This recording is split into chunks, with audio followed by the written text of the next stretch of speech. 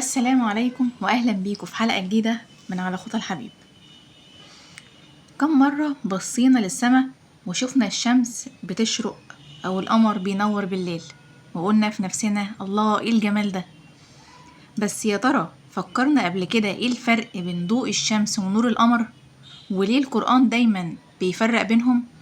النهاردة هنشوف سوا إعجاز عظيم في كلمتين بس، لكن وراهم علم وفلك وحكمة ربانية مذهلة جدا.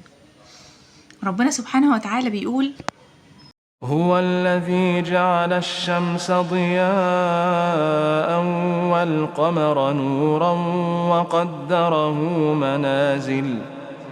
وقدره منازل لتعلموا عدد السنين والحساب.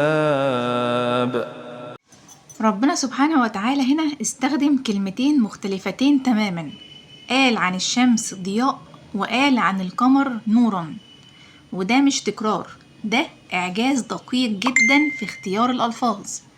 طيب، الضياء هو الضوء الصادر من مصدره، أما النور فهو الضوء المنعكس من مصدر تاني. يعني القرآن قالها بمنتهى الوضوح، الشمس بتصدر الضوء بذاتها، أما القمر بينعكس عليه ضوء الشمس فينوره بالليل.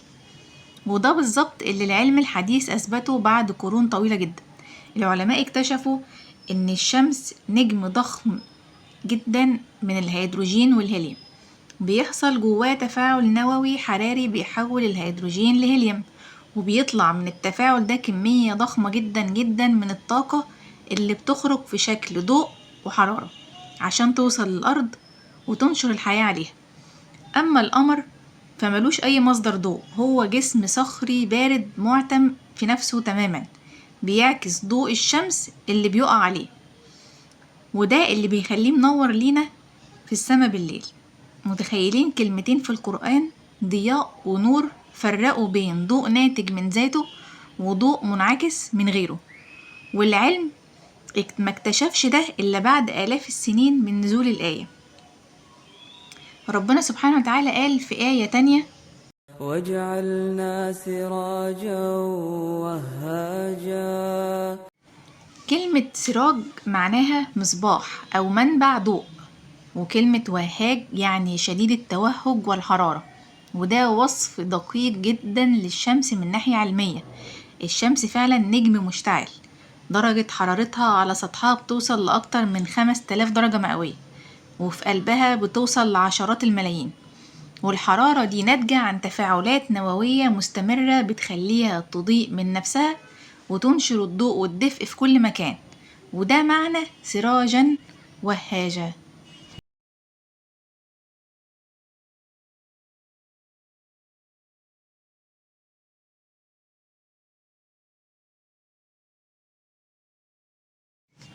الآية دي بتكمل الصورة وبتكشف وجه إعجاز تاني خالص، مش بس في الضوء لكن كمان في النظام والحركة والدقة. كلمة بحسبان معناها إن حركة الشمس والقمر ماشية بحساب دقيق جدا، يعني في نظام كوني محكم مفيهوش خلل ولا فوضى. الشمس بتتحرك في المدار بتاعها داخل المجرة بتاعتنا بسرعة تقارب 1220 كيلومتر في الثانية، والقمر بيدور حوالين الأرض بسرعة تقارب 3600 كيلومتر في الساعة.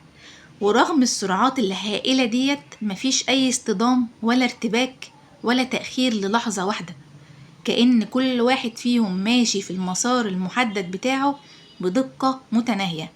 وده بالظبط معنى كلمة بحسبان. يعني ايه؟ يعني بحساب دقيق محسوب ما بيتغيرش. طيب، الشمس مسؤولة عن حساب السنين والفصول الأربعة، يعني هي اللي بتحدد طول النهار والليل وتغير المواسم.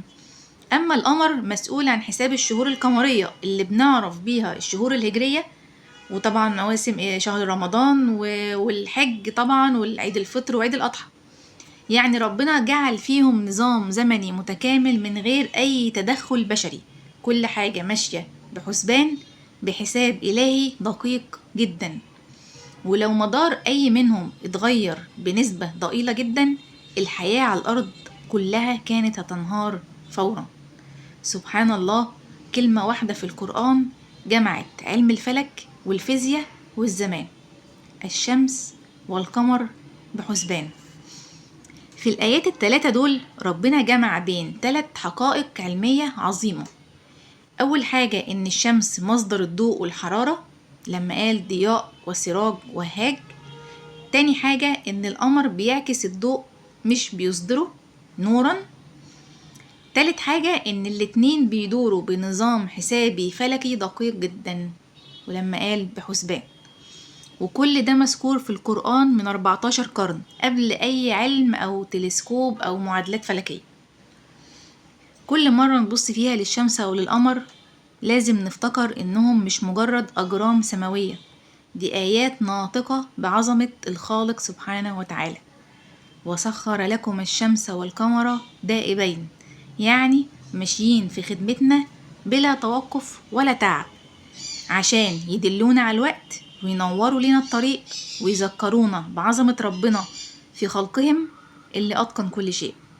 فسبحان من جعل الشمس سراجا وهاجا وجعل القمر نورا هاديا وخلق الكون كله بحساب دقيق لا يختل. ما ترى في خلق الرحمن من تفاوت، كل شيء بحساب، كل شيء بإتقان. وبكده خلصت حلقتنا النهاردة، واستنوني في حلقة جديدة من على خطى الحبيب عشان نكمل سوا رحلة التأمل في عظمة الخالق سبحانه وتعالى.